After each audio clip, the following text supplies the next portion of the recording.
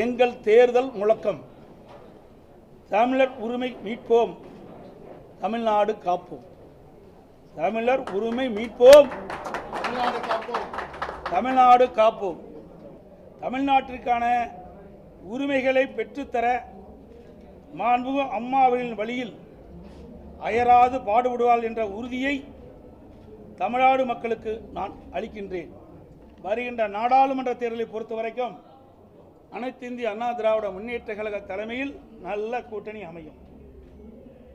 வேண்டுமென்றே திட்டமிட்டு சில விஷமைத்தனமான பிரச்சாரத்தை பரப்பிக் கொண்டிருக்கின்றார்கள். அதற்கெல்லாம் முற்றுப்புள்ளி வைக்கின்ற காலம் விரைவில் வரும். தேர்தல் அறிவிக்கின்ற காலகட்டத்தில் எங்களுடைய கூட்டணி சிறப்பாக அமையும். அனைவரையும் அழைத்து அதை தெரிவிப்போம். இப்பவே பரப்புரை தோன்றிச்சுல, நாங்களே சொல்லிட்டோம்ல, தெளிவாக சொல்லிட்டோம்ல.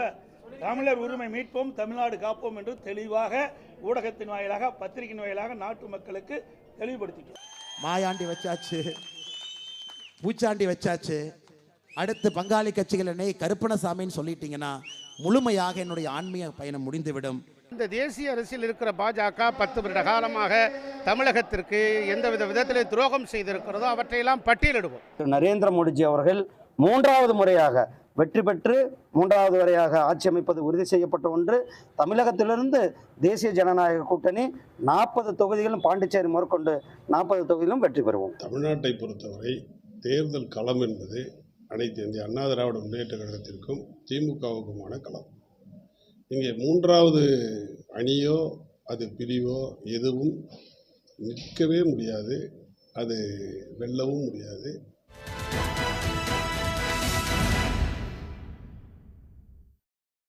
வணக்கம், இது கேள்விக்களம். தொகுதி உடன்பாடுகள், கூட்டணி பேச்சுவார்த்தைகள் மும்முரமாக நடந்து கொண்டிருக்கின்றன. தேர்தல் அறிவிப்பு அடுத்த வாரத்தில் வெளியாகலாம் என்கிற நிலையில் கட்சிகள் அணிகளை சேர்ப்பது ஒருபுறம் என்றால், எந்த பிரச்சனையை கையில் எடுக்கப் போகிறோம் என்கிற முழக்கத்தை முன்வைத்திருக்கிறார்கள். மீண்டும் மோடி, வேண்டும் மோடி என்று பாஜக மக்களிடம் செல்கிறது. வேண்டவே வேண்டாம் மோடி என்று காங்கிரஸ் மக்களிடம் செல்கிறது. தமிழ்நாட்டில் இரு பெரும் திராவிட கட்சிகளும் தங்களுடைய முழக்கங்களை இன்றைக்கு முன்னிறுத்தியிருக்கின்றன. பாசிசம் வீழட்டும், இந்தியா வெல்லட்டும் என்பது திமுகவின் முழக்கமாக இருக்கிறது. நரேந்திர மோடி தலைமையிலான பாஜக அரசு ஒரு பாசிச அரசு என்று சொல்லி அந்த கரங்களிடமிருந்து இந்தியாவை காப்பது எங்களுடைய நோக்கம் என்பது அந்த முழக்கத்தின் பொருளாக இருக்கிறது. பாசிசம் வீழட்டும், இந்தியா வெல்லட்டும் என்பது. அஇஅதிமுகவினுடைய பொதுச் செயலாளர் திரு எடப்பாடி பழனிசாமி அவர்கள் இன்றைக்கு அதிமுகவினுடைய தேர்தல் முழக்கத்தை முன்வைத்திருக்கிறார். தமிழர் உரிமை மீட்போம், தமிழ்நாடு காப்போம் என்பது அவருடைய உரிமை முழக்கம். இந்த முழக்கங்கள் யாரிடம் தாக்கம் செலுத்தும்? இந்த முழக்கங்கள் எடுபடுமா? இந்த முழக்கங்கள் வாக்குகளை அள்ளித்தரக்கூடிய அம்சங்களாக மாறுமா? இந்த முழக்கங்களுக்கு பின்னால் இருக்கக்கூடிய அரசியல் என்பது என்ன என்பதை பற்றி விவாதிக்க போகிறோம். நம்மோடு மறுமலர்ச்சி திமுகவினுடைய செய்தி தொடர்பாளர் திரு காரை செல்வராஜ், அஇஅதிமுகவினுடைய செய்தி தொடர்பாளர் திரு கோவை சத்யன், விடுதலை சிறுத்தைகள் கட்சியின் துணை பொதுச் செயலாளர் திரு வன்னி அரசு, பத்திரிகையாளர் திரு ராம்கி, எழுத்தாளர், திராவிடர் கழகத்தின் செய்தி தொடர்பாளர் துணை பொதுச் செயலாளர் மதிவதனி அவர்கள். உங்கள் அனைவருக்கும் வணக்கம். நான் காரை செல்வராஜுடைய முதற் பார்வை கேட்கணும். ஒவ்வொரு தேர்தலுக்கும் முழக்கங்கள் மாறுது. அந்த முழக்கங்கள் சிலது எலக்ட்ரிஃபை ஆகும், மக்களோட அப்படியே ஒரு ரொம்ப நெஞ்சுக்கு நெருக்கமாக டக்குன்னு ஒரு தீப்பத்திக்கிறது மாதிரி சில முழக்கங்கள் எடுபட்டுரும். ஆண்டவனே வந்தாலும் காப்பாற்ற முடியாது அப்படின்னு சொல்கிறது மாதிரி ஒவ்வொரு தேர்தலுக்கு ஒரு கட்சி முழக்கம் முன்வைக்குது. இந்த முழக்கங்களில் அதிமுக இன்றைக்கு முன்னெடுத்திருக்கிற முழக்கத்தையும் திமுக முன்னெடுத்திருக்கிற முழக்கத்தை எப்படி பார்க்குறீங்க? இல்லை, நம்முடைய முழக்கத்தை தீர்மானிப்பது நாம் யாரை எதிர்க்கிறோமோ அவர்களுடைய முழக்கம் என்னவாக இருக்கிறது, அவர்களுடைய நடைமுறை என்னவாக இருக்கிறது என்பதை பொறுத்து தான் நம்மளுடைய முழக்கத்தை நாம் முன்னெடுக்க முடியும் தேர்தல் களத்தில். இப்போ ஜனநாயக பாதையில் செல்லுகிற ஒரு ஆட்சியாக இருந்திருக்குமேயானால் அந்த முழக்கத்தை நாம் எடுத்து வைக்கிற முழக்கம் எதுவாக வேண்டுமானாலும் இருந்துவிட்டு போகலாம். ஆனால் இன்றைக்கு இருக்கிற ஒன்றிய பாஜக அரசு என்பது சனாதன, பாசிச, இந்துத்துவ, அடிப்படை மதவாத கருத்துக்களை மட்டுமே கையில் எடுத்துக்கொண்டு இந்த தேர்தலை சந்திக்க முடியும் என்று நினைப்பதும், 1972 பிறகு இந்திரா காந்தியால் கொண்டு வரப்பட்ட எமர்ஜென்சி 22 மாத எமர்ஜென்சி பீரியடை விட இந்த 5 ஆண்டுகளில் அதைவிட கொடுமையான ஒரு ஆட்சி நடந்து கொண்டிருக்கிற சூழ்நிலையில் முழக்கம் என்பது திராவிட முன்னேற்றக் கழகத்தின் தலைமையிலான அணியும் மறுமலர்ச்சி திமுக கொடுத்திருக்கிற முழக்கம் பாசிச பாரதிய ஜனதா கட்சியை அகற்றுவது மட்டும்தான் முக்கிய நோக்கம். ஏன்னா அவங்களுடைய அடிப்படை அதுதான். அந்த கடத்தில் வருகிற பொழுது ஒரு தமிழர் உரிமை மீட்போம் தமிழ்நாடு காப்போம் என்கிற முழக்கம் என்பது ஏதோ ஒரு பொறி பற்ற வைத்த மாதிரியோ இல்லை, வேற சொல்றதுக்கான முழக்கங்கள் அவங்கள்ட்ட எதுவும் இல்லை. அதுவும் மோடி எதிர்ப்பு முழக்கம் தானே, பிஜேபி அரசுக்கு எதிரான ஒரு முழக்கம் இல்லை. பிஜேபி அரசுக்கு எதிரான முழக்கமாக இருந்திருக்குமானால் உண்மைதான். மாநில உரிமைகள் பறிக்கப்பட்டது, தமிழர் உரிமைகளை மீட்டெடுப்போம் என்பதில் இது இன்றைக்கு எல்லா எதிர்க்கட்சிகளும் குரல் கொடுத்து கொண்டு வருவதுதான். இந்த கடந்த 10 ஆண்டுகளில் இவர்கள் அந்த குரலை கொடுக்க வேண்டிய இடத்தில் எடுக்க வேண்டிய இடத்தில் எடுத்து செல்லவில்லை என்கிற குற்றச்சாட்டு இவர்கள் இருக்கிற பொழுது கூட்டணி தர்மத்திற்காக நாங்கள் எல்லாத்தையும் இழந்து நின்றோம் என்று வெளிப்படையாகவே பேசிவிட்டு இந்த தேர்தலிலே இவர்கள் இதை முழக்கமாக வைக்கிறது என்பது ஒன்று. இதை முழக்கமாக வைத்துவிட்டு இதனுடன் சேர்த்து பாரதிய ஜனதா கட்சியினுடைய அடிப்படை ஒரு மாநிலத்துக்கு எதிரான செயல்பாடுகள் என்ன இருக்கிறது, எந்த மாதிரியான ஒரு அரசியல் நோக்கோடு அவர்கள் தேர்தலை சந்திக்க இருக்கிறார்கள் என்கிற திராவிட இயக்கத்தினுடைய அடிப்படை சித்தாந்தத்தையும் இதில் நுழைத்திருக்கணும். இதில் திராவிட இயக்கம்னு அவருக்கு தெரியாதுன்னு சொல்லிட்டார். ஏற்கனவே திராவிடம் ஆரியம்னு கேட்கும்போது ஒரு பேட்டி கொடுத்தாரு, எனக்கு அதெல்லாம் தெரியாதுங்க, அந்த புராணம்லாம் எனக்கு தெரியாது, இதெல்லாம் ஆய்வறிஞர்களை வச்சு ஆய்வு பண்ணணும்னு சொன்னவர் தான். அதனால் அவர் திராவிடம் என்பதை பற்றியான ஒரு அடிப்படை சிந்தனையற்ற ஒரு தலைவராக இருப்பதால் திராவிட இயக்கத்தினுடைய அடிப்படை நாதமான கொள்கைகளுக்கு எதிரான ஒரு இயக்கத்தை இவர்கள் தேர்தல் களத்தில் சந்திக்க வேண்டியிருக்கிற சூழ்நிலையில் அதை விடுத்து தமிழர் உரிமை மீட்போம் தமிழ்நாடு காப்போம் என்கிற முழக்கம் என்பது ஒரு தேர்தலுக்காக கொடுத்திருக்கிற வேற வழியே இல்லாமல் கொடுத்திருக்கிற பிஜேபி முழக்கம் தான். நீங்க சொல்லக்கூடிய திராவிட இயக்கத்தினுடைய அடிப்படை முழக்கம் தானே இது, தமிழ்நாட்டை காப்போம் தமிழர் உரிமை காப்போம் அப்படின்றது. இன்னைக்கு கான்டெக்ட்ல பிஜேபி அரசிடம் ஒன்றிய அரசிடம் அதிகாரம் குவியுது, அவங்க மாநில உரிமைகளுக்கு எதிராக செயல்படுறாங்க அப்படின்றத வேற சொற்கள்ல சொல்றாங்க. இப்ப திமுக இப்போ மோடி ஆட்சியை வீழ்த்துவோம் பாசிசத்தை வீழ்த்துவோம் அப்படின்னு சொல்றது நேரடியா சொல்லலைன்னாலும் அதிமுக சொல்றது ஏறத்தாழ அதே பொருள் தானே, நீங்க அப்ஜெக்ட் பண்ண வேண்டிய அவசியம் இல்லை. அதை நம்ம தான் அந்த பொருளை எடுத்துக்கிறோம். அந்த பொருள் தெரிந்து இவர்கள் அந்த முழக்கத்தை கொடுத்தாங்கங்கிற முதல்ல நம்ம கவனிக்க வேண்டிய விஷயம் அங்கே தான் இருக்குது. நான் என்ன வேணா முழக்கத்தை கொடுக்கலாம், அந்த முழக்கத்தை கொடுப்பதற்கான தகுதியை நான் பெற்றிருக்கிறேனா, அதை இத்தனை ஆண்டு காலம் ஒரு திராவிட இயக்கத்தினுடைய இயக்கமாக கடந்த 10 ஆண்டுகள் உடனிருந்து ஆட்சியிலே இருந்திருப்பவர்கள் அந்த முழக்கத்தை முன்னெடுப்பதற்கான தகுதியோடு இருந்து கொண்டு அந்த முழக்கத்தை எடுக்கிறார்களா என்பதுதான் முக்கியமான கேள்வி. தகுதின்றதை விட தார்மீகம் அப்படின்ற தார்மீகம் இல்ல, அவருக்கு தகுதியே இல்லைன்னு கூட நான் சொல்லுவேன். எல்லாத்தையும் இழந்து விட்டு ஒண்ணு இல்லைங்க, அதிமுக என்கிற இயக்கத்தையே அடகு வைத்து விட்டு அதிமுகவை உடைச்சது சேர்த்தது கை குலுக்கினது எல்லாம் ஒரு இயக்கத்தையே கொடுத்து விட்டு லேடியா மோடியா என்று கேட்ட காலத்துல எங்க டாடி மோடின்னு ஒரு அமைச்சர் சொல்லுகிற காலத்தில் இருந்த ஒரு அண்ணா திராவிட முன்னேற்ற கழகம் வேறு முழக்கம் இல்லாத சூழ்நிலையில், வேறு திராவிட இயக்கத்தினுடைய சித்தாந்தங்களை மறந்துவிட்ட சூழ்நிலையில் இந்த தேர்தலுக்கு ஒரு வெற்று முழக்கமாக அவர்கள் கொடுக்கிறார்களே தவிர அந்த முழக்கத்திற்கு உயிர் இருக்கிறது என்பதில் மாற்று கருத்து இல்லை. முழக்கத்துக்கு உயிர் இருக்கு, அதை சொல்வதற்கு அதிமுகவுக்கு உரிமை இல்லை என்று உங்களுடைய விமர்சனம் ஒரு லைன்ல. திரு சத்யன், ஒரு 3 மாசத்துக்கு முன்னாடி வரலையும் 3வது முறையாக பிரதமர் நரேந்திர மோடி ஆட்சிக்கு வரணும், அதுதான் அதிமுகவோட விருப்பம் அப்படின்னு முன்னணி தலைவர்கள் எல்லாம் பேசின பிறகு இன்றைக்கு இந்த முழக்கத்தை முன்வைக்கிறது எந்த அளவுக்கு எடுபடும்? இது வெற்று முழக்கம் அப்படின்னு திரு காரை செல்வராஜ் ஒரு விமர்சனத்தை முன்வைக்கிறார். இனிய மாலை வணக்கம். ரொம்ப கண்ணியமாக விவாதத்தை தள்ளிட்டு போகலான்னு பார்க்குறேன், அதனால் வார்த்தைகளிலே கவனமாக இருக்கேன். அதனால் என்ன வார்த்தைகளை உபயோகித்து தூண்டி விடலான்னு பார்த்தா பொது மேடையில் பேசும்போது வேணால் பேசிக்கலாம். இதே என்னால் மரியாதைக்குரிய வைகோ அவர்கள் என்ன பேசினா நீங்கள் எடுத்து சொல்ல முடியும், வீடியோ கூட காட்ட முடியும்.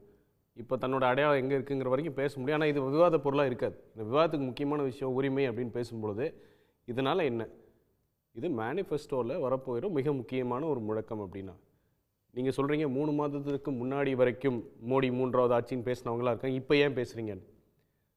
5.5 மாதங்களுக்கு முன்னாடி கடகத்தோட பொன்விழா மாநாடு நடந்தது.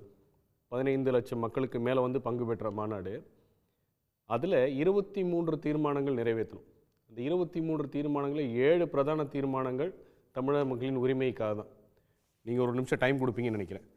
அந்த தீர்மானத்தில் பாயிண்ட் நம்பர் 5 கச்சத்தீவை மீட்பதற்கு, பாயிண்ட் நம்பர் 6 மாநில உரிமையில் திமுக போடும் கபடநாடுக்கு கண்டனம், பாயிண்ட் நம்பர் 10 ஈழத்தமிழர்களின் இரட்டை குடியுரிமை, பாயிண்ட் நம்பர் 16 இந்தியன் அரசியலமைப்பு சட்டம் 8வது அட்டவணையில் 22 மொழிகளையும் அலுவல் மொழியாகவும் நீதிமன்றத்தை தமிழகத்தை அலுவல் மொழியாகவும் ஆக்க வேண்டும்.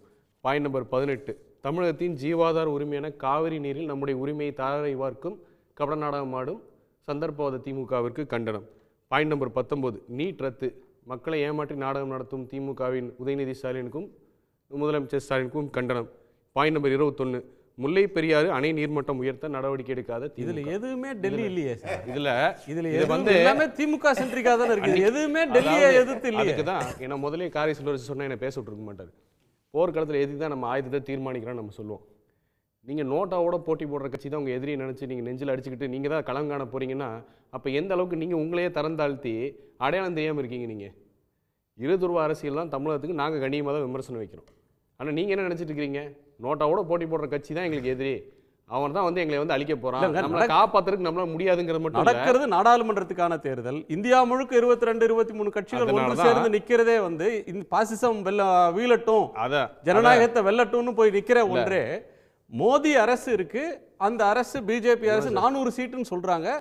அதை வீழ்த்தணுன்றதானே இவங்களுடைய அடிப்படை முழக்கம். குணா சார், அந்த திராவிட இயக்கம் சொல்றாங்க, அப்பா மகன் பேரன் கொள்ளு பேரன் சொல்லி ஜனநாயகத்தில் மன்னராட்சி நடத்துகிற கட்சி உள்கட்சியிலே ஜனநாயகம் காணும்.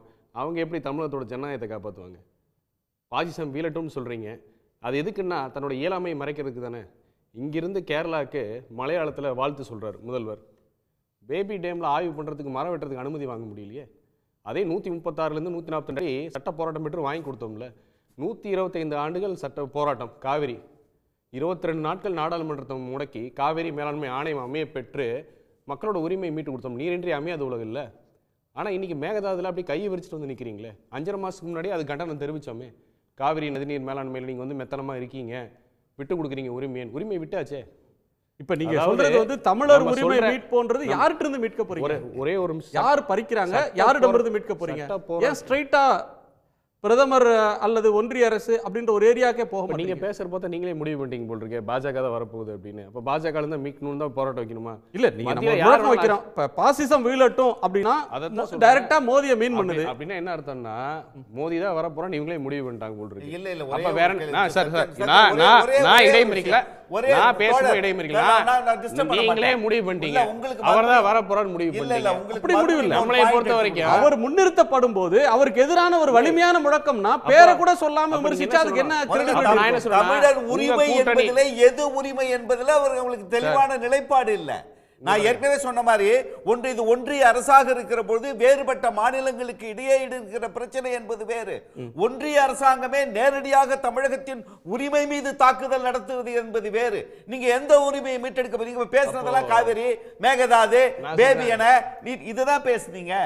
இதுதானே பேசுறீங்க. எல்லா கட்சிகளுக்கும் ஒத்த கருத்து தான் இருக்கு. இல்ல இல்ல நான் என்ன கேட்கறேன்னா கார்வி செல்வராஜ் தண்ணியே குடிக்க மாட்டார் இனிமே. இல்ல தண்ணி இல்லாமலே வாழ்ந்துருவார். விவசாயிகளுக்கு தண்ணி தேவையில்லை. அப்ப அது உரிமை இல்லையா? மனிதனோட அடிப்படை தேவையில்லை. நீரின்றி அமையாதுள்ளது அடிப்படை தேவையில்லை. அது நம்மளோட உரிமை இல்லையா? உணவு, உடை, பழக்கம், கலாச்சாரம், மொழியெல்லாம் நம்மளோட உரிமை கிடையாதா?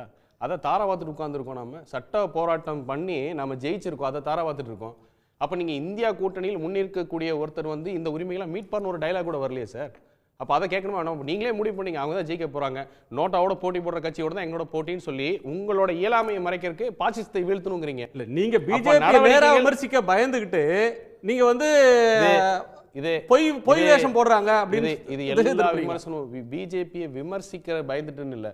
தமிழ்நாட்டை பத்தி ஏதாவது ஒரு விஷயம் தமிழருக்கு எதிரான விஷயத்தை யார் வேணா சொல்லட்டும், முதல் குரல் எங்கிருந்து வரணும்னு பார்ப்போம். இல்ல மேகதாது விஷயத்துல மேகதாட்டுல அந்த அசம்பிளி டிபேட்டை எடுத்துக்கங்க. திமுகவுக்கும் அதிமுகவுக்கும் என்ன டிஃபரன்ஸ்? இன்னைக்கு டாக்டர் ராமதாஸ் நேற்றைக்கு அறிக்கை விட்டுருக்கிறாரு.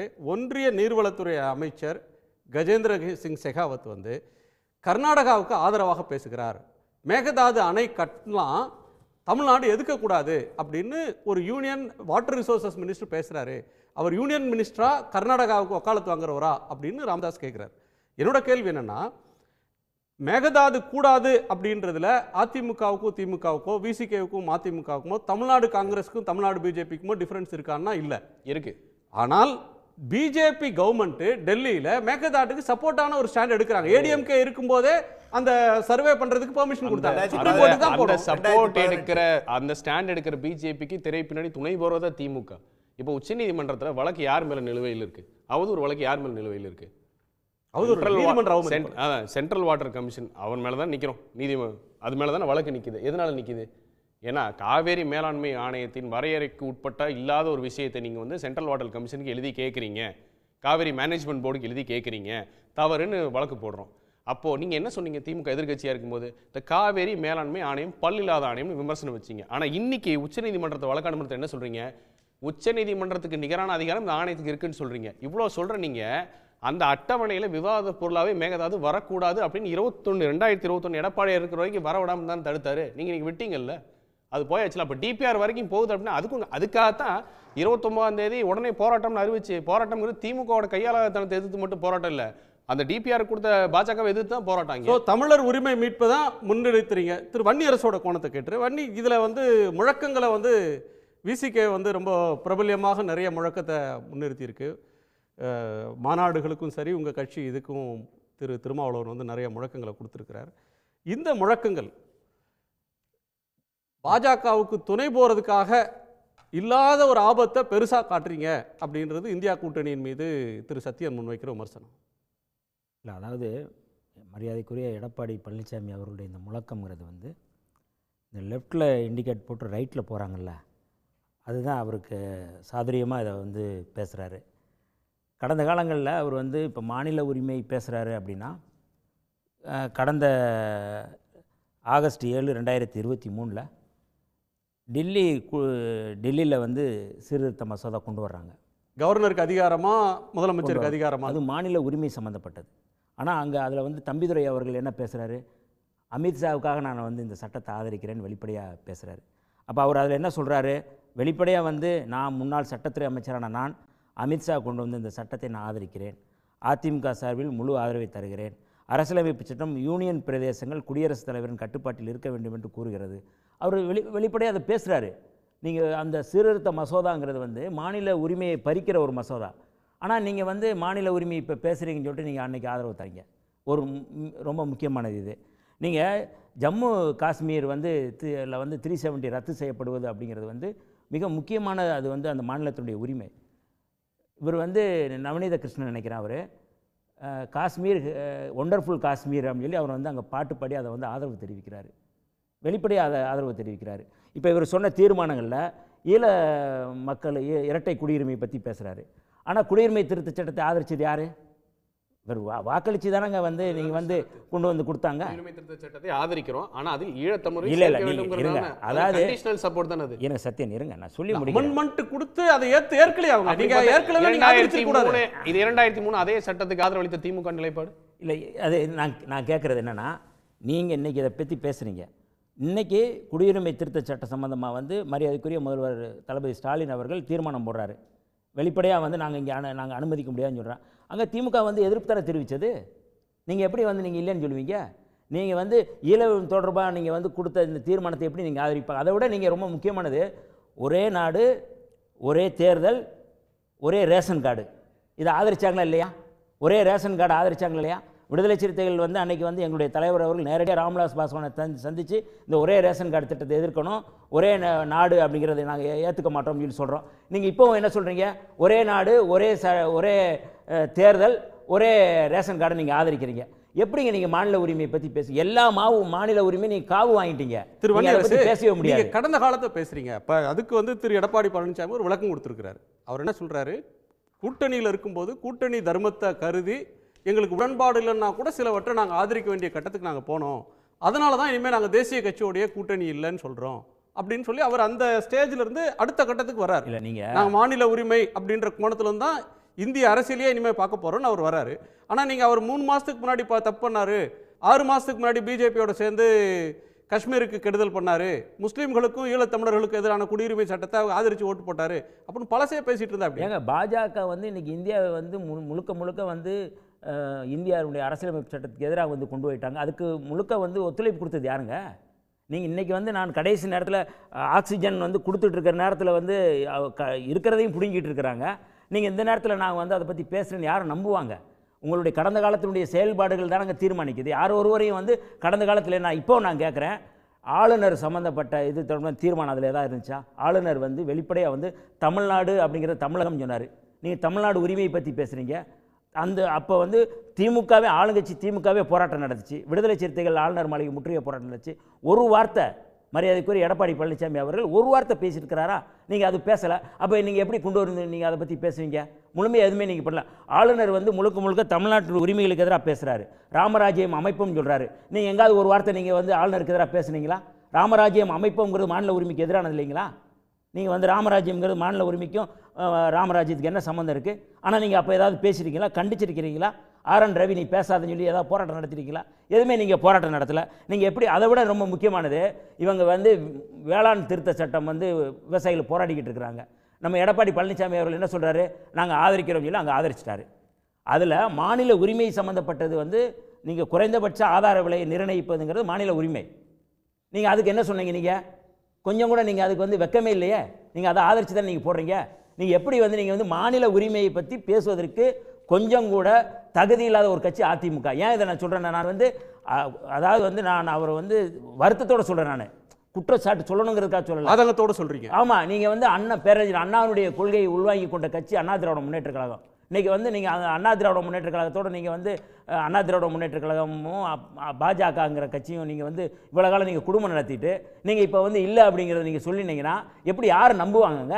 எப்படி நீங்கள் கொண்டு வராங்க? எல்லாத்தையும் இன்றைக்கி வந்து அவ்வளவு மோசமான அழிவு சக்திகளுக்கான அவ்வளவு சட்டங்களையும் கொண்டு பாஜக கொண்டு வந்துச்சு. நீங்கள் முழுக்க இருந்து ஆதரவு தெரிவிச்சிங்க.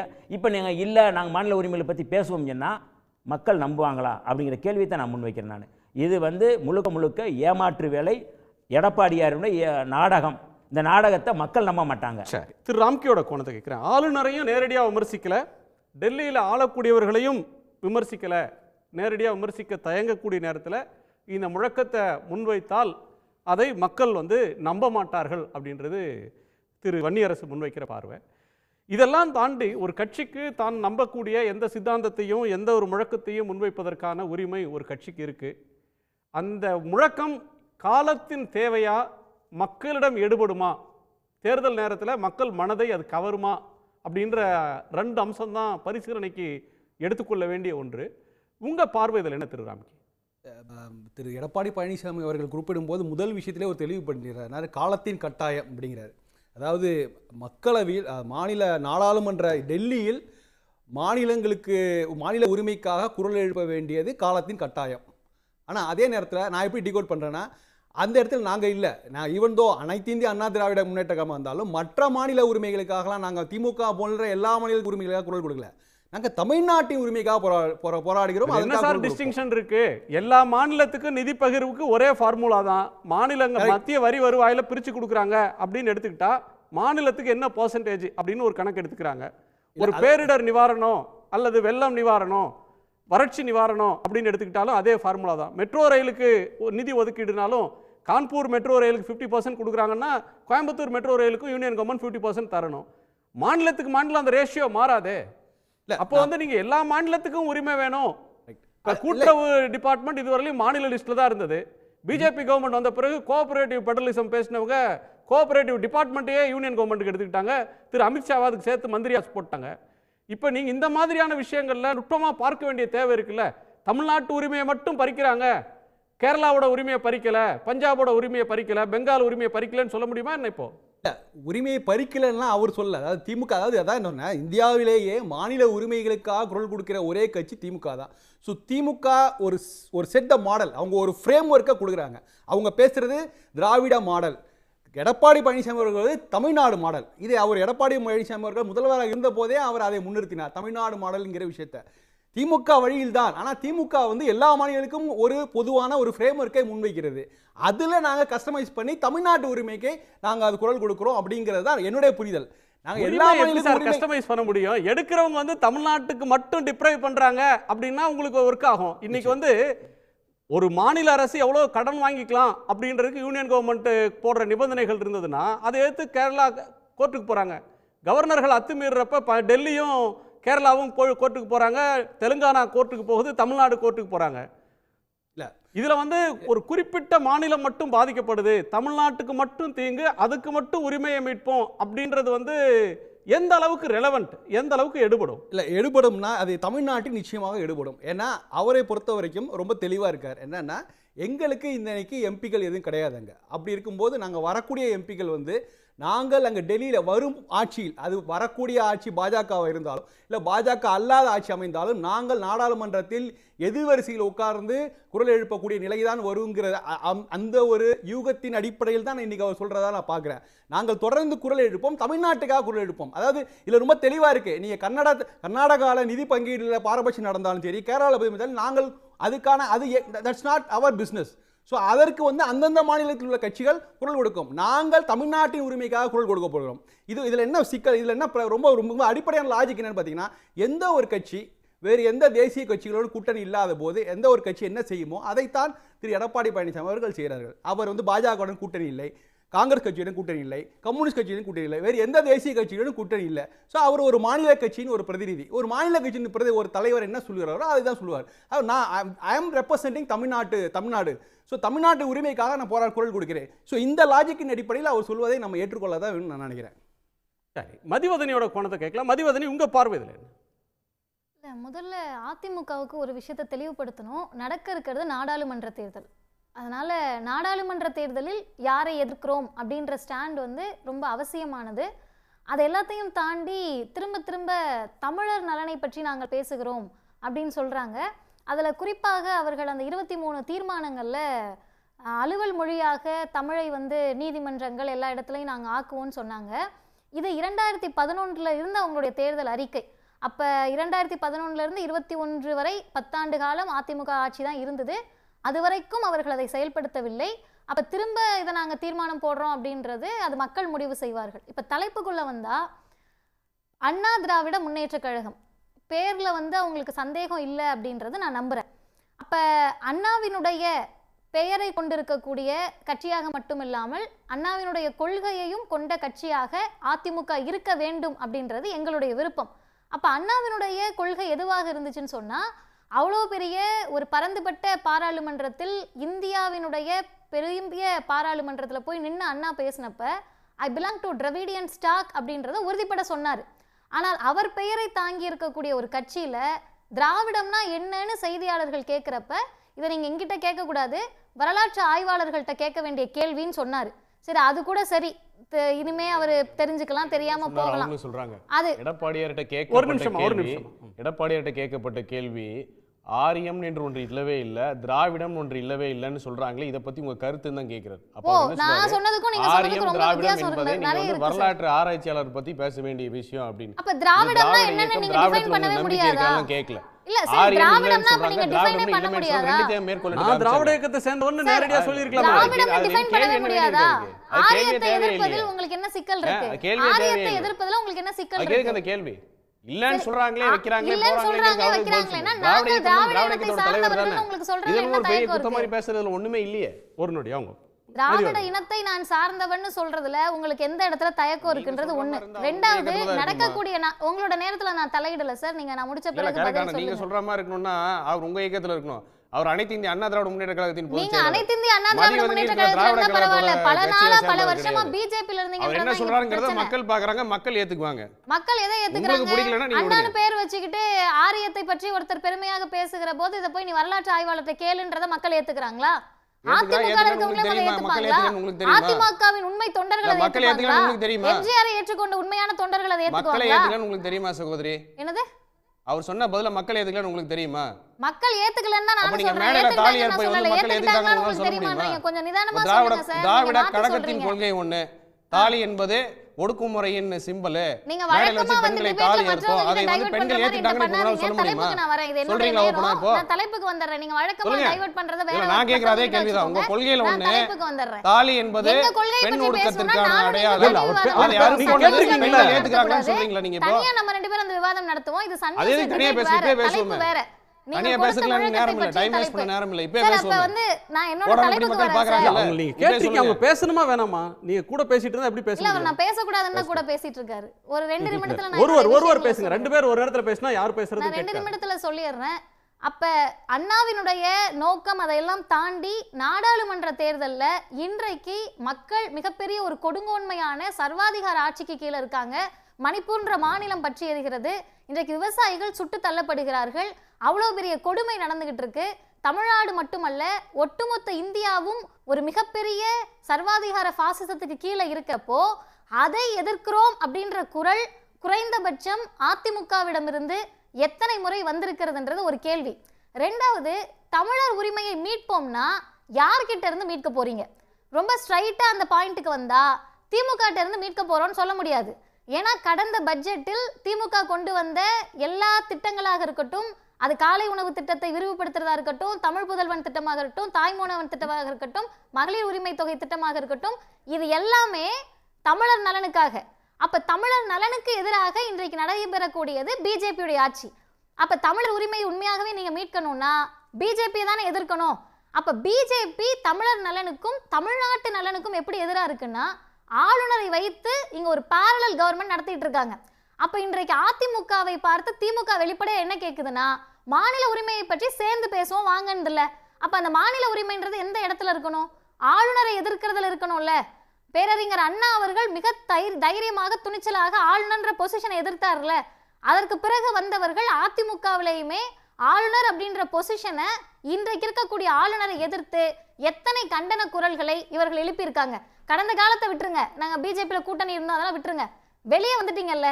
இந்த பட்ஜெட்டில் ஆளுநர் அவருடைய உரையை வாசிக்கிற போது வாசிக்க மறுக்கிறார். அதுல கலைஞருடைய பேர் இருந்துச்சு, காமராஜர் பேர் இருந்தது, அண்ணா பேர் இருந்தது, இதெல்லாம் விட்டுருவோம். புரட்சி தலைவர்ன்ற வார்த்தை இருந்துச்சு இந்த பட்ஜெட்டினுடைய ஆளுநர் அறிக்கையில். அந்த ஆளுநர் உரையில புரட்சி தலைவர்ன்ற வார்த்தையை வாசிக்காம போறாரு.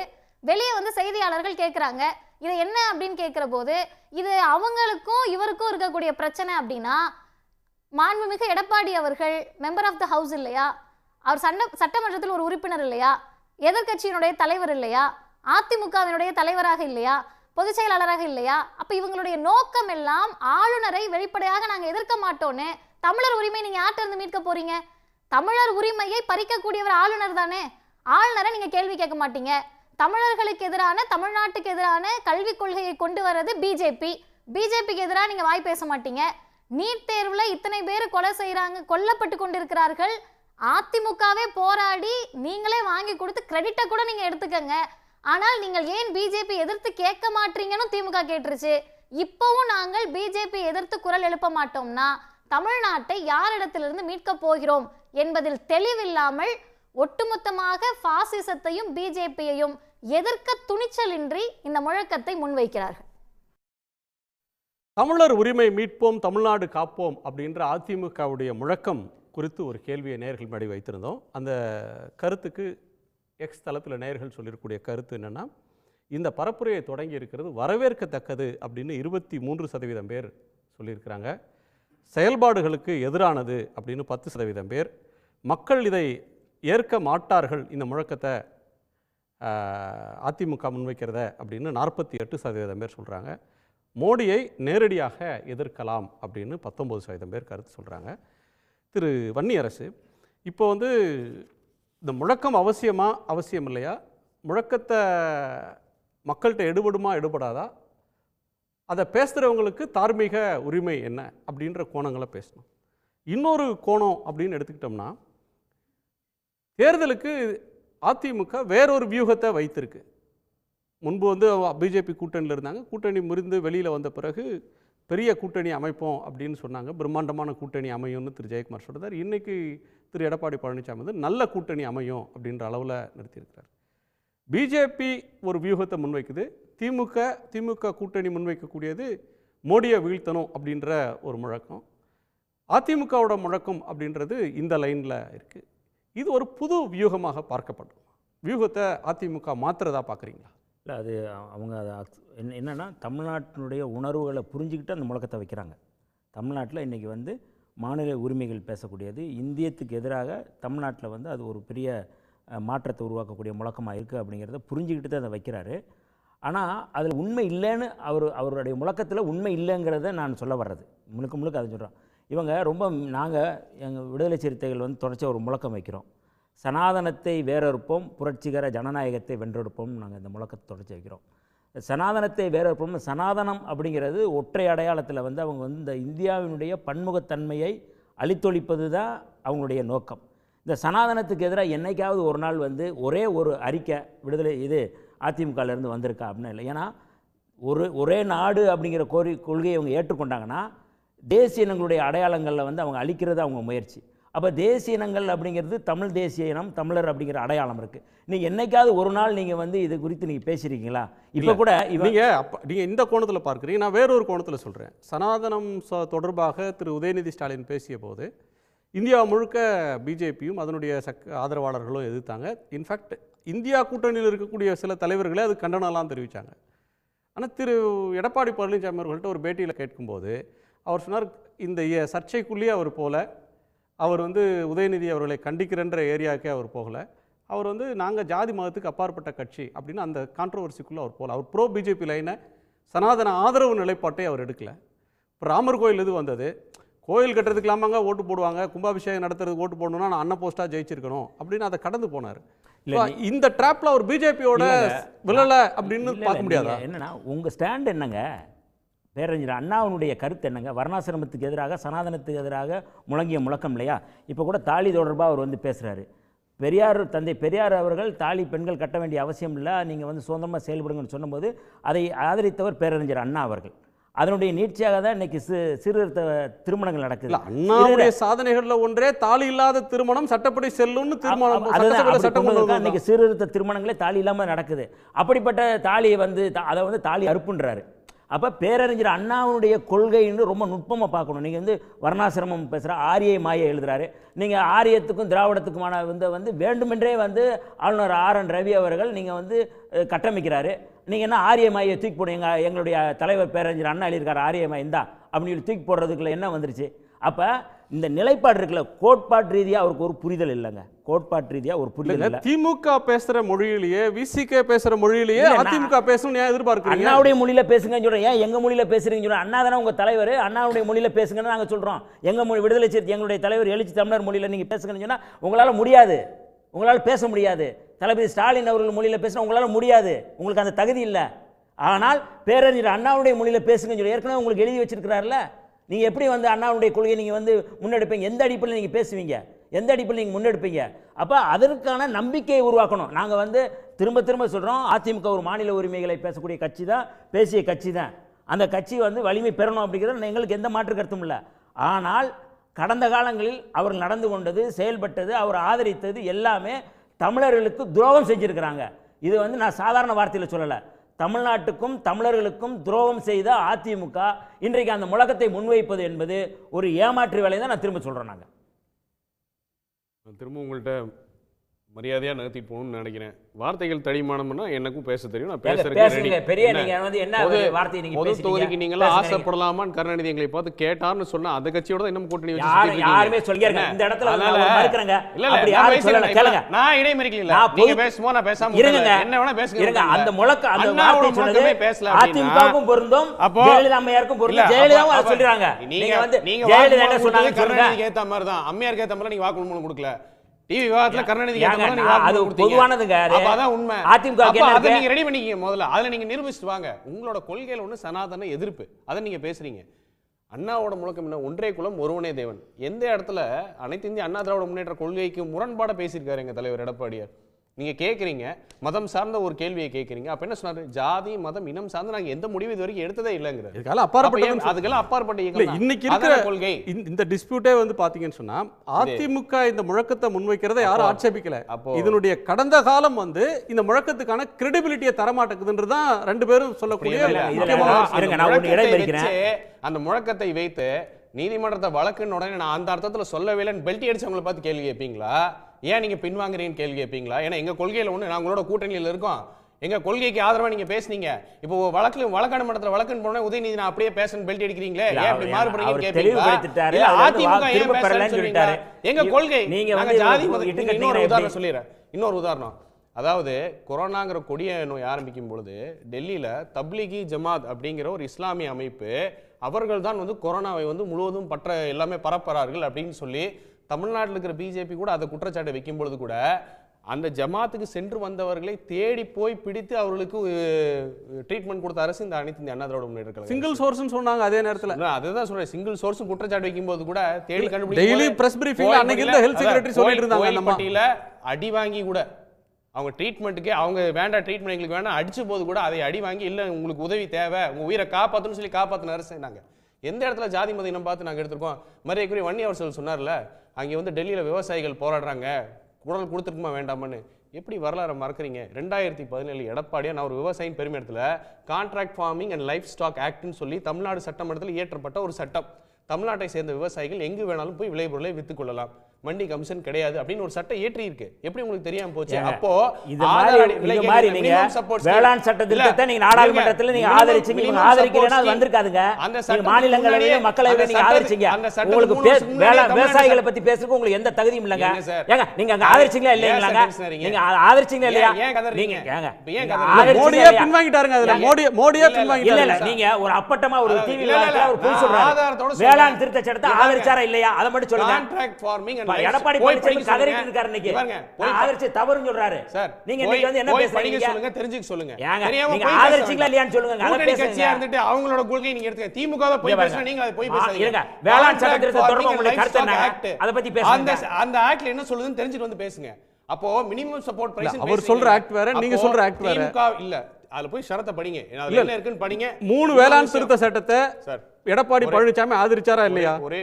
ஆதரித்துட்டு வந்து விவசாயிகளுக்கு இதனால என்ன பாதிப்புன்னு கேட்டாரா இல்லையா? ஆமா, எந்த விவசாயிக்கு பாதிப்புன்னு கேட்டாரு? இது ஒரு தனி விவாதம் வேணா, நீங்க உட்கார்ந்து வேணா பேசுவோம். அதுல மினிமம் சப்போர்ட் பிரைஸ்னு பேசுறல, தேர்தல் வாக்குறுதி கரும்புக்கு 2400, நெல்லுக்கு 4000 ரூபாய். இப்ப பட்ஜெட் கூட முடிஞ்சு ஒன்றும் பேசலையே, ஏன் கேட்கல? விசிக்கே கேட்டிருக்கலாம்ல நீங்க.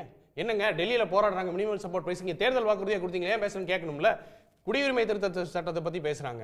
2003 12 MP வச்ச திமுக பாஜகவோட இருக்கும்போது பாபரி மசூதி இடிச்சு முடிச்ச உடனே மாமன் மச்சான்ல யூனியன் மினிஸ்டர் ஆனதுக்கு அப்புறம் அப்ப வந்தது டிசம்பர் மாசம் 2003 CAA NRC national register of citizens. இந்த நாட்டில் நீ குடிமகனா என்பதற்கு ஒரு ரெஜிஸ்டர் வேணுங்கிறதுக்கு ஆதரிச்சு ஓட்டு போட்டீங்கல்ல. இப்ப வந்து நாங்க எதுக்கு சொன்னோம்? குடியுரிமை திருத்த சட்டத்தில் அதே சரத்து ஏன் பேசணும்? அதாவது ஒரு விஷயத்தை பேசும்போது கேட்கக்கூடிய தைரியம் வேணும். கேட்டு தைரியமா அது வந்து விமர்சனம். அப்போ CAA வந்த பொழுது இதில் தமிழ் பேசும் அது என்ன சொன்னாங்க? பாகிஸ்தான், ஆப்கானிஸ்தான் அண்டை நாடுகள் அப்படின்னாங்க. நாங்க என்ன சொன்னோம்? தமிழ் பேசும் தொப்புள் கொடி உறவுகள் இருக்காங்க, அவங்களையும் சேருங்கணும். அதுக்காக ஆதரவு. 2021 ஆதரவு சேர்த்தாங்களா? சேர்த்து ஆதரிச்சா பரவாயில்ல. எதிர்ப்பு 2021 தேர்தல் அறிக்கையில போட்டோம். அந்த சட்டத்துக்கு ஆதரிச்சு ஓட்டு போட்டாங்களா இல்லையா சார்? அது எதுக்காக ஓட்டு போட்டோம்? தொப்புள் கொடி இவங்கள மாதிரி ராணுவ தலைவர் நினைச்சு 1 லட்சம் பேரை கொல்லல இல்ல. புரியல. அது வரைக்கும் இது வரைக்கும் அத பேச மாட்டீங்க. இல்ல நீ சொல்றது புரியல. 27 MP வச்சு அவங்க திமுக தயவுல தான் ஆட்சி நடந்துச்சு. இல்ல சார், 1.5 கோடி தொப்புள் கொடி உறவுகளை கொல்வதற்கு ராணுவ தலைவர் நினைச்சு பத்தி பேச மாட்டீங்க. CAA வந்து patently discriminated against Muslims and Sri Lankan Tamils. Discriminated on basis of religion மட்டும் தான். Sri Lankan Tamils அதுல இன்க்ளூட் ஆகல. நீங்க கண்டிஷன் போட்டு சேர்த்தீங்களா? சேர்த்துட்டு ஆதரிச்சிருந்தா ஓகே. இதனால் ஒரு இஸ்லாமியருக்கு பாதிப்பு என்றால் முதல் குரல் அதிமுக தான் வருங்கிறதையும் சொன்னார். ஆனா இதில் வந்து இலங்கையும் சேருங்க. டிஆர் பாலு நாடாளுமன்றத்தில் அதான் பாதிப்பு இல்லாமலா முஸ்லிம்கள் தமிழ்நாட்டுல போராடுறாங்க. ஆமா, தமிழ்நாட்டுல எல்லா ஜனநாயக சக்திகளும் போராடுறாங்க. திமுகவை சேர்ந்த டிஆர் பாலு லாஸ்ட் நாள் சட்டமன்றத்தில் இலங்கையை சேருங்கன்னு பேசினாங்க. நாங்க என்ன சொன்னோம்? இலங்கையில வந்து அப்படி நாங்க வந்து பெரும்பான்மை மதம் அப்படிங்கிற டிக்ளரேஷன் கிடையாது, அதனால தொப்புள் கொடி உறவுல சேருங்கன்னு சொன்னோம். அது நடக்கலைங்கிறனால தான் 21 தேர்தல் அறிக்கையில தெளிவா போட்டோம், பின்வாங்கணும் CAA இருந்து. எந்த இடத்துல திமுக மாதிரி அதிகாரத்துல மாமா மச்சால அதிகாரத்தில் இருக்கும்போது எல்லாத்தையும் திண்டாடிட்டு மக்கள் விரோதமா இருந்துட்டு இப்ப வந்துட்டு நாம எதிர்க்கணும் எங்க சொல்லிருக்கோம்? அதிமுக அதிகாரப்பூர்வமா வந்து அவங்க போட்ட அவர் வந்து எடப்பாடியார் போட்ட ட்வீட்ல டிசம்பர் 18, 2019 குடியுரிமை சட்டம் குறித்து மத்திய அரசு தெளிவுபடுத்தி விட்டது. குடியுரிமை சட்டத்தால் இந்தியாவில் உள்ள எந்த மதத்தினருக்கும் பாதிப்பு இல்லை. யார் சொன்னது? எடப்பாடி பழனிசாமி. இருங்க நான் சொல்லி முடிக்கிறேன். CAA சட்டத்தால் சிறுபான்மையின மக்களுக்கு பாதிப்பு ஏற்படுவதை அதிமுக ஒருபோதும் அனுமதிக்காது. நீங்க வந்து வடகிழக்கு மாநிலங்கள்ல எத்தனை பேர் வந்து வாக்குரிமை இழந்தார்கள் அப்படின்னு 5 லட்சத்துக்கு மேற்பட்ட இழந்தார்கள் புள்ளிவரம் வந்துச்சா இல்லையா? இந்த குடியுரிமை திருத்த சட்டத்தினால் இழந்தார்கள் ஒரு ஆதரவு இந்த குடியுரிமை திருத்த சட்டத்தின் மூலமா வாக்கு கணக்கெடுப்பு நடந்தது என்ன சொன்னாங்க? NRC எப்படி CAA எப்படி இருந்தது? இவங்க குடியுரிமை திருத்த குடியுரிமை திருத்த சட்டத்திற்கும் காங்கிரஸ் கொண்டு வந்த சட்டத்துக்குமே இவங்களுக்கு வித்தியாசம் தெரியல. எப்படி பேசுறாங்க பாருங்க. சரி, அதான் கேக்குறேன். NRCல யாரோட பேர் விடுபட்டுச்சுன்னு உலகத்துக்கே தெரியும், இந்தியாக்கே தெரியும். சரி, மதிவதனி உங்க நிறைவு பார்வை. ஒரே ஒரு தகவல் மட்டும், அவங்க 2 தகவல் பொய்யை திரும்ப திரும்ப எல்லா விவாதத்திலையும் சொல்லிட்டு இருக்காங்க. 2003 வந்த சிஏஏ என்ஆர்சி மட்டும் கிடையாது. ஒரு இந்தியன் கான்ஸ்டியூஷன் இருக்கு அப்படின்னு சொன்னா ஒரு இந்தியான்ற அமைப்புல குடியுரிமை திருத்த சட்டங்கள் அவ்வப்போது மாறிக்கிட்டே தான் இருக்கும். குடியுரிமை திருத்த சட்டம் ஒரு நாட்டில் இருக்கும். அப்போ 2003 ஸ்ரீலங்காவையோ அல்லது இஸ்லாமியர்களையோ பாதிக்கக்கூடிய குடியுரிமை திருத்த சட்டமா அது வர கிடையாது. ஆனா இப்ப இவங்க கொண்டு வந்ததுல வெளிப்படையாக ஈழத்தமிழர்களுக்கும் இஸ்லாமியர்களுக்கும் எதிரானதாக அது வந்தது. சார் நீங்க ஏன் சார் பொங்குறீங்க? அவரே ஒத்துக்கிறாரு, மாண்புமிகு எடப்பாடி அவர்களே ஒத்துக்கிறாரு. ஆமா நாங்க செஞ்சது தவறுதானே. கோவை சத்தியன் அவர்களுக்கு எதுக்கு இவ்வளவு பதட்டம்? அப்ப கிளாஸ் மாண்புமிகு எடப்பாடி ஒத்துக்கிட்டாரா இல்லையா? நாங்க தவறுதான் செஞ்சோம், கூட்டணிக்காக செஞ்சோம், ஒத்துக்கிட்டாரா இல்லையா? ரெண்டையும் சேர்த்து அமெண்ட்மென்ட் கொடுக்கலாம்ங்கற பில் அத பாஸ் பண்ணாங்க. நாங்க ஒத்துக்கிட்டோம்ன்றத அவரே ஒத்துக்கிறப்ப உங்களுக்கு இவ்வளவு பதட்டம் தேவையில்லை சார். எதுக்கு சார் மீடியால உட்கார்ந்துகிட்டு இல்லாததை எப்ப பாரு ஒரு பொய்யை திரும்ப திரும்ப 2003 வந்துச்சு 2003 வந்துச்சு. உங்களுடைய மாண்புமிகு எடப்பாடி அவர்கள் சொல்லவே இல்லையா நாங்க கூட்டணியில இருந்தனால ஓட்டு போட்டோம்னு? சொல்லவே கிடையாதா? அதே போல சனாதனத்தை எடுத்து மாண்புமிகு உதயநிதி அவர்கள் கோர்ட்ல போயிட்டு மறுப்பு பேசிட்டாரு, பேசவே இல்லைன்னு சொல்லிட்டாரு. அஃபிடவிட்ட முதல்ல நீங்க படிச்சீங்களா? எந்த இடத்துல நான் சொன்னது தவறு என்று அவர் சொன்னாரு? அஃபிடவிட்ல இருக்கா நான் சொன்னது தப்பு, தெரியாம பேசிட்டேன், மன்னிச்சுக்கங்க. சொன்னதா ஏதோ பொதுவெளியில தான் இருக்கு. நான் பேசுனது என்ன சொன்னேன்? அதே நிலைப்பாடுல இருக்கு. நான் அந்த அர்த்தத்துல சொல்லலன்னு சொன்னாரு. ஒரு நிமிஷம். அந்த இடத்துல சொல்றதுக்கும் நான் இந்த செய்தியை சொல்லவே இல்லைன்னு சொல்றதுக்கும் வித்தியாசம் கிடையாதா? இப்ப நீங்க சொல்லிட்டு நாங்க கூட்டணியில இருந்தனால போடல, இப்ப போட்டோன்னு மாத்தி மாத்தி பேசுறீங்களே, இது மாத்தி பேசுவது கிடையாதா? மூணாவது முக்கியமான செய்தி, ஒரே நாடு ஒரே தேர்தல். இந்த முழக்கத்திற்கு சம்பந்தமானது அதுதான். ரொம்ப தெளிவாக தேதி வாரியாக குறிப்பிடணும்னா செப்டம்பர் 2, 2023 அன்னைக்கு மாண்புமிகு எடப்பாடி பழனிசாமி அவர்கள் சொன்ன ஸ்டேட்மெண்ட் ஒரே நாடு ஒரே தேர்தலை பற்றி, இந்த செயல்முறை நமது கூட்டாட்சி அமைப்பை வலுப்படுத்தும், ஜனநாயக பங்கேற்புக்கும் வழிவகுக்கும். எது? ஒரே நாடு ஒரே தேர்தல். இந்த தேர்தல் நடைமுறை அமலுக்கு வந்தால் தேர்தலில் வெற்றி பெறுவதற்காக அறிவிக்கப்படும் கவர்ச்சிகர திட்டங்களை விட வளர்ச்சியே ஆட்சியின் முக்கிய மையமாக இருக்கும். ஒரே நாடு ஒரே தேர்தல் ஒரு ஜனநாயக அமைப்பை வலுப்படுத்தும்ன்றது எவ்வளவு ஆபத்தான ஒரு ஸ்டேட்மெண்ட். இத ஒரு மாநில கட்சியாக அண்ணாவினுடைய பெயரை தாங்கி நிற்கக்கூடிய ஒரு கட்சியாக இதை சொல்ல முடியும் அப்படின்னு சொன்னா நாங்க அந்த ஆணையத்துக்கு 10 பாயிண்ட் ரைஸ் பண்ணி அனுப்பிச்சிருக்கோம். அதையே சொல்ல மாட்டேங்கிறாங்க சார். இது எல்லாமே நான் செஞ்சிட்டு 2ஆம் தேதி செப்டம்பர் 2023 சொல்ற சகோதரி, அதுக்கு பிறகு அந்த ஆணையத்துக்கு 10 பாயிண்ட் கிளாரிஃபிகேஷன் ஒரே நாடு ஒரே தேர்தல் இப்ப பிஜேபி சொல்லுதுல, இப்ப எடப்பாடி பழனிசாமி அவர்களுடைய அதிமுகவுடைய ஸ்டாண்ட் என்ன?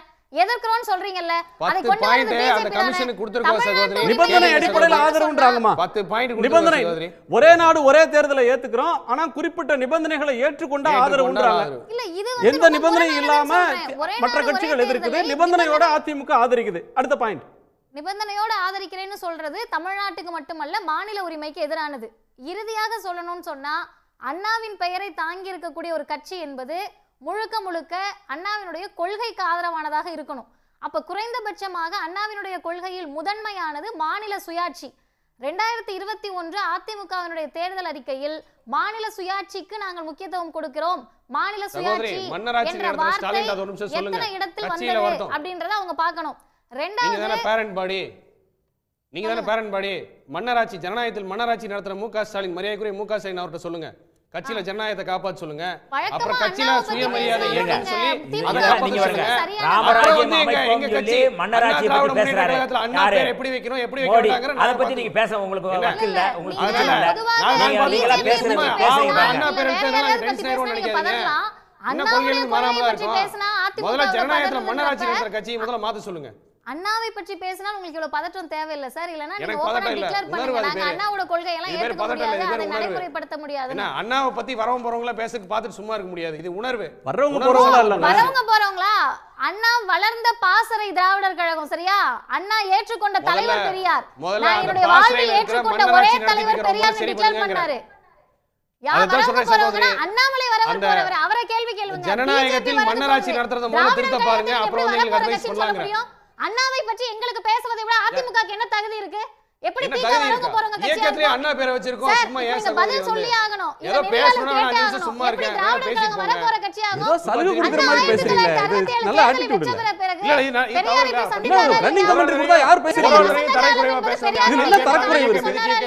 ரெண்டு கோடி தொண்டர்கள் சும்மா இருக்காங்க. என்ன சார் பொலிட்டிக்கல் ஸ்டேட்மெண்ட் அதுக்கு நீங்க பொலிட்டிக்கலா சொல்லுங்க. ஸ்டேட்மென்ட் மதுரை விமர்சனம் தான் வைக்கிறேன். பதில் விமர்சனம் சைக்கிள்ல வைங்க. திமுக போய் மன்னராட்சி மாத்துங்க. இதுவும் பொலிட்டிக்கல் ஸ்டேட்மெண்ட் தானே? சொல்லுங்க. பட் ரன்னிங் கமெண்ட்ரி பண்ணிட்டு தான் டிபேட் பண்ண முடியாது. அப்படி கிடையாது. நானும் முதல்ல இருந்தே சொல்றேன். கண்ணியமா தான் நடத்திட்டு போணும் பார்க்கறேன். தகுதி இருக்கு. இது ஏதோ உங்க கருணையில டிபேட் நடக்கிற மாதிரி நினைக்காதீங்க. கண்ணியமாக தான் நடத்தி கொள்ள போகிறேன். இல்ல மற்றவங்களுக்கு பேச தெரியாதா? இது அவங்க சொல்றாங்களா அப்படி? இல்ல இல்ல நான் கேக்குறேன். காரை செல்வராஜ் வந்து இந்த விவாதத்தை நான் கண்ணியமாக தான் நடத்தி செல்ல பார்க்கிறேன். நான் அமைதியாக இருந்து உங்களுக்கு இது பண்றேன். இது என்ன எல்லாரோட இதுல வந்து நடக்குதா? கருணையில நடக்குதா? ஒரு டிபேட்ன்றது கருத்துல தான். கட்சியோட பொது செயலர் விமர்சனம் பண்ணிட்டே சும்மா உட்கார்ந்து தான் நான் இங்க வந்திருக்கேன். நீங்க கவுண்டர் பண்ணுங்க. எங்க தலைவருங்க. கவுண்டர் பண்ணுங்க சார். நீங்க கவுண்டர் பண்ணுங்க. சுற்றுலா பண்ணுங்க. ஒருத்தர் பேசிட்டு இருக்கும்போதே திரும்ப பேசிட்டா யார் பேசுறது இல்ல. பாதி உண்மையை சொல்லி பொய்யா சொன்னா அப்புறம் அதை மறுக்காம என்ன பண்றது? நீங்க சொல்றது பொய்ன்னு அவங்க சொல்லுவாங்க. அவங்க சொல்றது பொய் நீங்க சொல்றீங்க. மக்கள் பார்க்கட்டும். நான் ஆதாரத்தோட தான் பேசுறேன். சரி. மதிவதனி முடிங்க. பாசிசத்தையும் ஜனநாயகத்திற்கு எதிரான ஒரு மிகப்பெரிய சர்வாதிகார ஆட்சியை நடத்தி கொண்டிருக்கக்கூடியவர்களை நேர் எதிராக நின்று களத்தில் எதிர்க்க வேண்டிய தேவை நாடாளுமன்ற தேர்தலில் இருக்கு.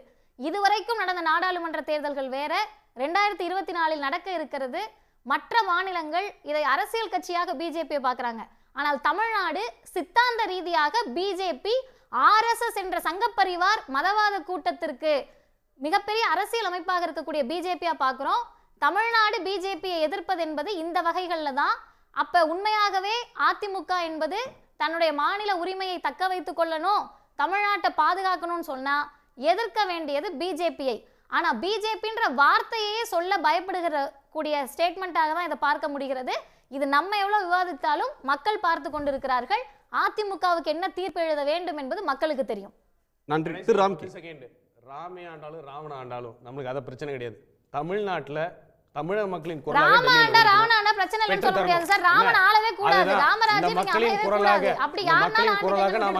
இதுதான் அனைத்து இந்திய அண்ணா திராவிட முன்னேற்ற கழகம். அவ்வளவுதான். ராம்கி. திரு எடப்பாடி பழனிசாமி அவர்களுடைய நிலைப்பாடும் சரி, இந்த முழக்கமும் சரி, அதை வந்து மக்கள் ஏற்றுக்கொள்வார்கள் அப்படின்னு தான் ஒரு 52% மக்கள் தெரிவித்திருக்காங்க இந்த போலில்.